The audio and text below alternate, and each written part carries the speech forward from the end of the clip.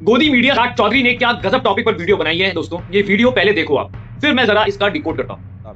भारत के प्रधानमंत्री बनने के बाद तब से लेकर अब तक इन 12 वर्षों में प्रधानमंत्री मोदी ने 150 से ज्यादा सोलो इंटरव्यूज दिए हैं, यानी 1-on-1 इंटरव्यूज दिए हैं। हालांकि असली इंटरव्यूज की संख्या इससे भी कहीं ज्यादा हो सकती है। ये एक अनुमान है जो कि कम से कम 150 नहीं तो उससे ज्यादा इंटरव्यूज वो दे चुके हैं। और ये वो इंटरव्यूज हैं जिनमें इंटरव्यू करने वाले पत्रकार के पास उनसे कोई भी सवाल पूछने का पूरा मौका था।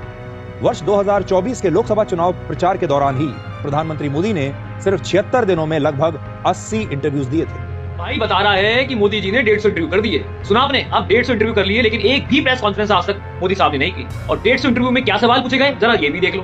होगा ये कि क्या ये चुनाव महज एक फॉर्मेलिटी है? हौले हौले हो जाएगा प्यार, अब की बार 400 पार। किसी ने लिखा दिल का भंवर करे पुकार, अब की बार 400 पार।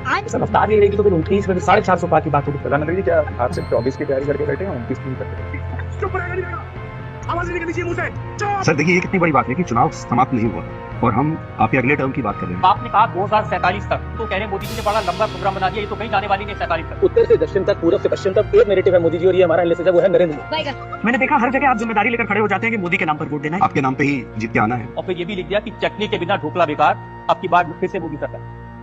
मोदी जी वो कुछ पाकिस्तान से वीडियोस भी आते हैं, वो कह रहे हैं कि मोदी वहां भी प्रधानमंत्री बन जाए। तो लोग भी कहते हैं कि अगर सब इतना आसान है तो इतनी मेहनत क्यों कर रहे हैं आप इतना ट्रैवल कर रहे हैं, दिन में 5, 4, 6 रैली, 4-5 रैली कार्यक्रम, कोई इस प्रदेश में तो कोई दूर दूसरे प्रदेश में। सच बताइए, why don't you get tired? आप थकते क्यों नहीं?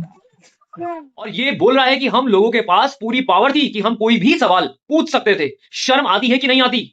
एक ढंग का सवाल नहीं पूछ सकते कि देश में बेरोजगारी, महंगाई का मुद्दा, सड़कों का मुद्दा, पेपर लीक, भ्रष्टाचार का मुद्दा नहीं, सिर्फ खुश करने के लिए ये सवाल पूछे जाते हैं मोदी साहब से। उसमें से भी इसने अपने एक भी इंटरव्यू का जिक्र नहीं किया।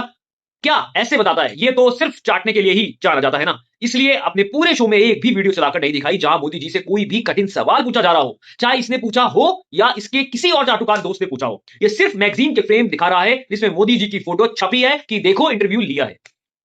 तुम लोग क्या करने लग गए हो? सुधीर मोदी जी का इतना भी अंधभक्त होना ठीक नहीं है यार। और ये वही सुधीर चौधरी है जो तिहाड़ में रह के आ चुका है। ये तिहाड़ी सुधीर चौधरी है।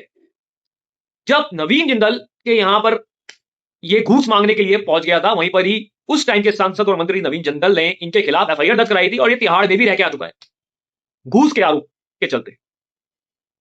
तो ये है दोस्तों गोदी मीडिया की असली सच्चाई। अब आप हमें कमेंट करके बताओ कि ऐसी पत्रकारिता आपको पसंद है। नमस्कार।